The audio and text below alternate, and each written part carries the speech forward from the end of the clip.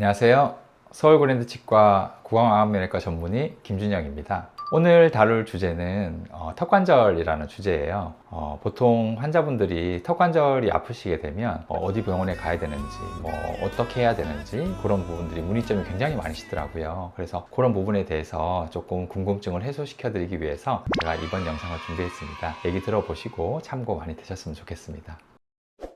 첫 번째 질문인데요. 이 질문이 제일 많았습니다. 소리가 나고 뻐근한 느낌이 있는데 통증도 많이 느껴집니다. 정형외과를 가야 되나요? 한방병원을 가야 되나요? 치과를 가야 되나요? 보통 턱관절을 진료하는 병원은 굉장히 많습니다. 정형외과에서도 진료를 하시기도 하시고요. 신경과에서도 가끔 하시는 경우도 좀 있는 것 같더라고요. 대부분 이제 턱관절 진료를 보는 과는 보통 치과에서 많이 진료를 하게 됩니다. 악골의 한 요소가 턱관절이기 때문에 그 악골에는 치아가 이제 붙어 있잖아요. 그래서 그 치아랑 연관이 굉장히 많이 있는 그런 관절이 턱관절이라서 이런 턱관절을 진료를 할 때 치아의 교합이라든지 여러 가지 이거는 치아의 문제라든지 이런 부분들을 잘 간과하게 되면 치료가 잘 되지 않는 경우가 많거든요. 그래서 그런 부분을 통합적으로 볼 수 있는 치과에서 많이 진료를 많이 하게 되고요. 그리고 이런 턱관절이 발생되는 원인은 첫 번째로 가장 중요한 게 잘못된 습관입니다. 보통 우리가 생각할 수 있는 이갈이라든지 이를 꽉 깨무는 습관이라든지 이런 잘못된 습관을 가지고 있는 분들은 아무래도 턱관절에 무리한 힘이 많이 가해지게 돼서 이런 근육이라든지 인대가 긴장도를 계속 가지게 되게 되고 그러면 이제 삐끗하게 되고 이제 통증을 유발하게 됩니다. 이렇게 턱관절이 통증이 생겼을 때는 절대 만져보거나 벌려보거나 비틀어보거나 확인해보거나 이렇게 무리한 운동은 절대 하지 않는 게 좋습니다.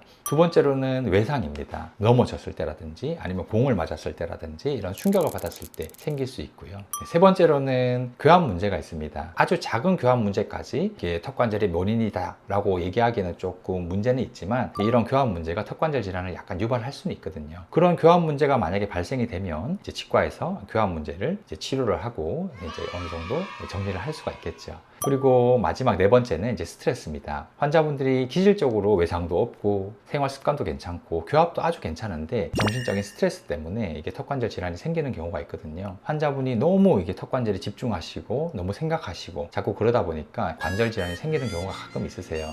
턱관절 질환이 생기는 원인은 이렇게 크게 네 가지로 나눠볼 수 있겠습니다. 턱관절에서 치료는 어떻게 하나요? 라고 여쭤보시는 분들도 많으세요. 치과에서 턱관절의 치료는 물리치료가 있습니다. 이제 물리치료를 통해서 긴장된 근육이라든지 인대를 좀 풀어줄 수 있겠죠. 이런 초음파라든지 적외선의 온열요법이라든지 아니면 이스트 텐스 같은 전기자극요법 아니면 따뜻한 찜질 이런 온열요법을 통해서 이렇게 근육이라든지 인대를 이렇게 손상을 회복시켜 줄 수 있는 이런 물리치료가 있습니다.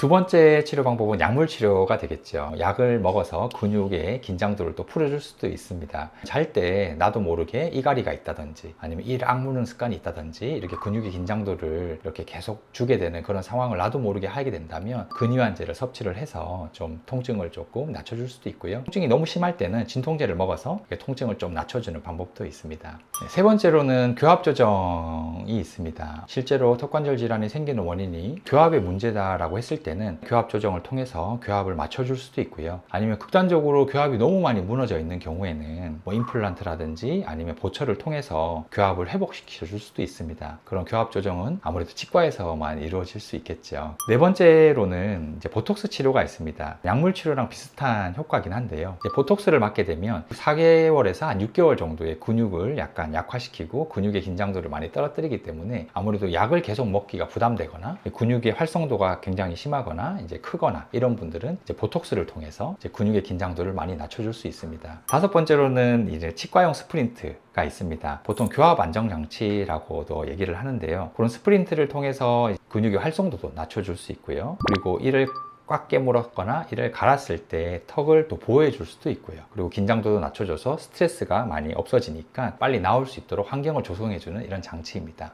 마지막 여섯 번째는 이제 수술적인 치료, 외과적인 치료입니다. 보통 이제 아스로센테시스라는 턱관절강 세척술 주사를 통해서 관절강에 있는 염증 물질을 이제 직접적으로 좀 씻어내주고 양부를 넣어주는 이런 치료 방법들도 있고요. 아니면은 정말 관절 자체가 너무 많이 상하고 너무 많이 관절염이 심해서 관절의 기능을 이제 거의 상실했을 때 인공관절 치환술이라는 그런 수술을 통해서 외과적으로 이렇게 회복시켜주는 시술이 되겠습니다. 아무래도 이런 1번부터 6번까지 종합적인 진료를 할 수 있는 과는 아마 치과일 거예요. 치과에서도 전문적으로 따졌을 때는 이제 구강외과나 구강내과에서 보통 이제 진료를 많이 담당하게 되는데요. 구강내과에서는 내과적인 이런 비침습적인 진료를 위주로 많이 다루시게 되고, 구강외과에서는 이제 침습적인 진료를 위주로 많이 다루시게 됩니다. 당연히 뭐 기본적인 턱관절 질환은 모든 치과 의사 선생님들께서 다들 다 다룰 수 있으니까요. 그런 턱관절에 통증이 있거나 증상이 있을 때는 이런 가까운 치과를 가셔가지고 진단을 먼저 받아보시고, 이런 원인이 뭔지 얘기를 들어보시고 진료를 잘 받으시면 좋을 것 같습니다.